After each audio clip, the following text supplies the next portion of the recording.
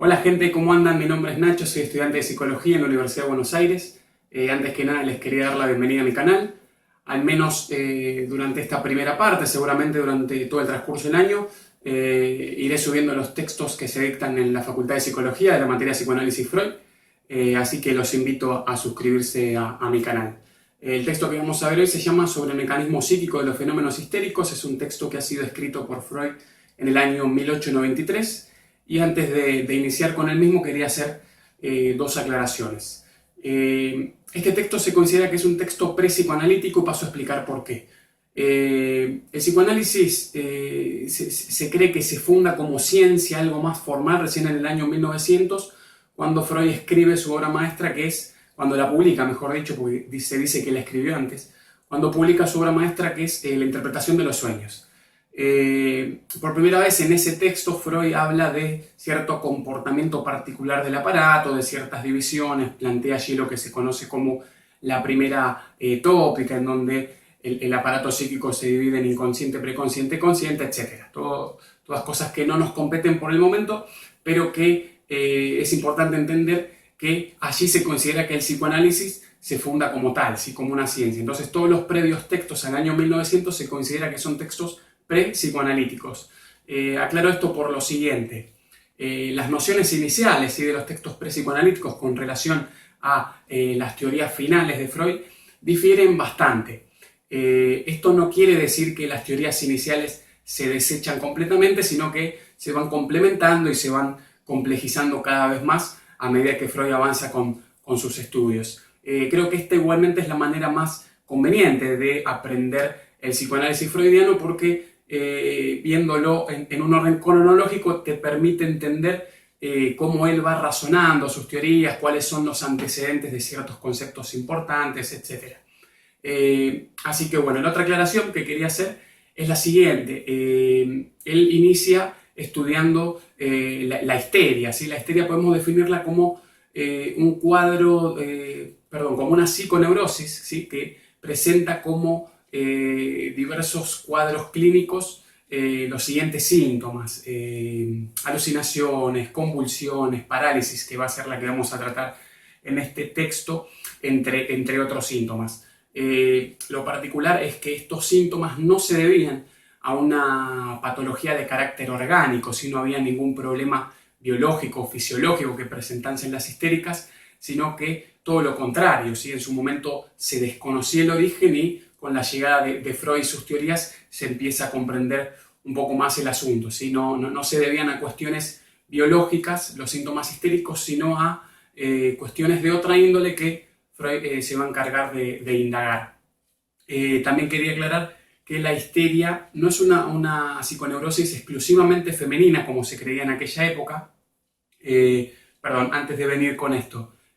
Antes de la llegada de Freud, creo que esto es importante destacarlo.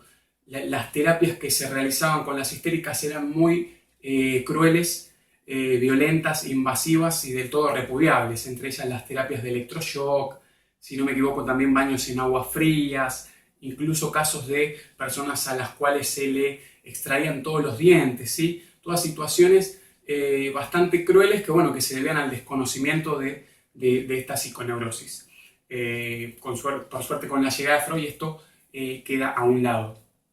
La otra aclaración con respecto a la histeria: no es exclusivamente femenina, ¿sí?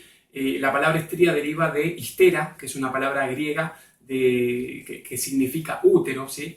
En aquel momento se consideraba que era una enfermedad del útero, por lo tanto era exclusivamente femenina. Hoy ya sabemos que esto no es así.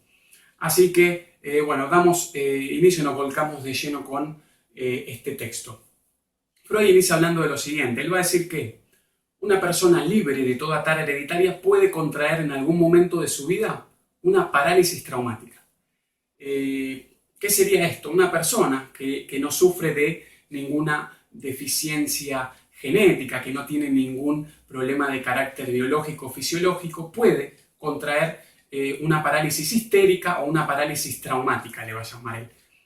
Él va a considerar que para que esto suceda debe de haberse vivenciado una situación particular grave a la cual él va a llamar trauma, y va a decir que tiene que reunir dos condiciones, dos requisitos.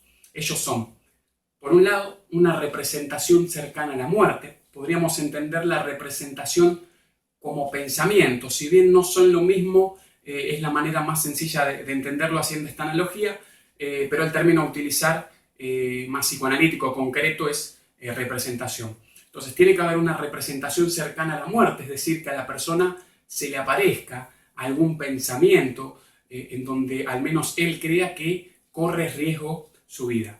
Y por otro lado tiene que haber una parte del cuerpo en esta vivencia traumática que esté involucrada, ¿sí? Esos son los dos requisitos necesarios. Él pone de ejemplo el caso de un obrero que sufre un accidente laboral en donde algo se le cae en el brazo y la persona a días posteriores sufre la parálisis. Acá vemos cómo se cumplen estos dos requisitos, ¿no? Se le viene algo encima en donde él piensa que corre riesgo su vida. De hecho, le golpea el brazo, pero si le hubiese golpeado la cabeza, por ejemplo, seguramente esa persona corría riesgo de mayor gravedad. Y también, en este caso del obrero, es una extremidad, ¿sí? Es un brazo el que sufre luego la parálisis. Entonces, ¿qué va a razonar Freud con esta situación? Él tenía un colega que se llamaba Charcot, que era un gran hipnotizador. Entendamos a la hipnosis como una técnica muy antigua que se usaba en aquel momento, en donde básicamente lo que sucedía era poner a una persona en un estado de sugestión muy alto, en donde esta persona, que vendría a ser el hipnotizado, puede ponerse en dependencia del hipnotizador y responderse y acatar a las órdenes que éste le dé. Entonces, digamos, como que de alguna manera pierde la autonomía. Esta sugestión era una sugestión de carácter verbal, ¿sí? El hipnotizador, mediante la palabra, sugestionaba a la persona. Y Charcot tenía la capacidad de poder generar parálisis similares a las parálisis histéricas, a las parálisis traumáticas de las que venimos hablando. De hecho, Freud va a decir que eran idénticas en resultados, ¿sí? La situación es idéntica en ese sentido. Entonces, él va a pensar si el hipnotizador puede replicar un estado tal similar a este otro, algo en común debe de estar sucediendo. Entonces, él razona lo siguiente. Hay un idéntico resultado, entonces lo que debe estar ocurriendo también en el origen del trauma es algo similar a esta hipnosis. Entonces él dice que el trauma es del todo equiparable a las parálisis por sugestión verbal. Entonces pongámosles nombre así. Por un lado le llama parálisis por sugestión verbal a la parálisis hipnótica y por otro lado parálisis espontánea a la parálisis histérica. Entonces, ¿cómo entendemos esto? ¿Por qué es del todo equiparable una con la otra? Por lo siguiente, la única diferencia que podemos traer aquí es que en el caso del hipnotizador podemos decir que la sugestión proviene de un tercero que se encuentra afuera y que mediante la palabra te pone a vos en ese estado y te replica la parálisis. En cambio, en la parálisis espontánea, donde no hay ningún hipnotizador, es la propia representación de la persona. Podríamos entenderlo como que hay una especie de autosugestión, ¿sí? El propio pensamiento del sujeto es el que se genera la parálisis. De hecho, acá ya vemos cómo Freud va diluyendo algo muy importante, que es el rol de la palabra, que en el psicoanálisis es fundamental. Somos sujetos atravesados por la cultura, por la palabra, y este puede determinar los síntomas. Entonces, en este caso es la propia palabra, en la parálisis espontánea, es la propia palabra de la persona la que lo pone en ese estado sugestivo. Hay como una propia sugestión. ¿Por qué digo que es la propia palabra? A ver, nosotros las representaciones, los pensamientos que tenemos son en palabras necesariamente, no conocemos otra manera de pensar si no es por la palabra. Entonces, bueno, Freud se da cuenta de esto, que es muy valioso, y de hecho él lo comprueba de alguna manera diciendo que los casos en los cuales él ha indagado, en los cuales ha trabajado con gente que ha sufrido esta parálisis traumática, esta parálisis histérica, ellos luego admiten algo que habían recordado, que es que en el momento de este vivenciar traumático, de este accidente, se les presenta la representación de, por ejemplo, haber pensado que en el accidente que sufrieron sentían como el brazo o percibían como el brazo se les partía en 1000 pedazos, ¿no? Haciendo referencia al caso del obrero.